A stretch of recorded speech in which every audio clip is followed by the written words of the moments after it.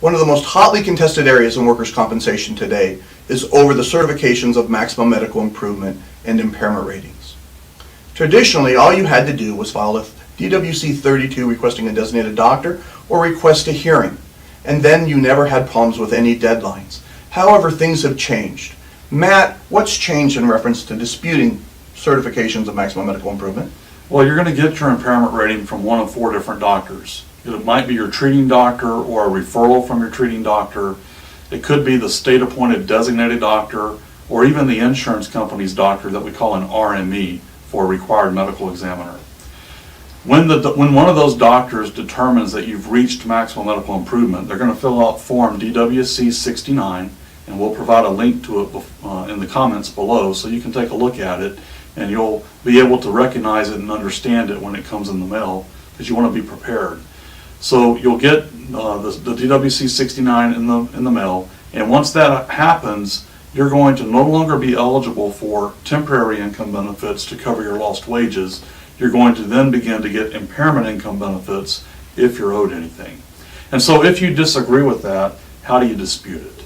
Well, there's 2 different ways. The first way is to request a designated doctor by filing form DWC 32. The problem with this method is that it only works some of the time, not all of the time. It only works if there's never been a designated doctor on your case before. If there has been a designated doctor on your case, then the only way you can file a dispute is to file form DWC 45 and request a benefit review conference. Requesting a benefit review conference starts the litigation process where you're going to end up in some hearings over your impairment rating. The problem with these 2 methods is that they're very difficult. The division has put some hurdles in your way, and you're going to have to overcome them. The first is with the request for designated doctor. It's a very long form, and it's a form that asks a lot of questions about things that you're not going to know the answers to. The other method, the 45, requesting the BRC, requires you to call the adjuster and try to negotiate your impairment rating before you ever request the division's attempts to resolve it through the benefit review conference. Those are both 2 pretty hard things to do. It's very complicated. And so if you do not do that correctly, the division says, well, then you never did it at all. And so they'll try to tell you that you never filed a dispute and that your impairment rating has become final. And it becomes final if you never file the dispute within 90 days. We call that the 90-day rule.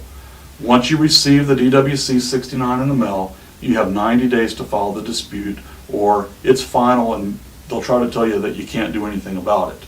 But if you're in that situation, talk to a lawyer, because there are some exceptions to the rule. Okay. As Matt said, there are certain windows that you have to be very conscious of.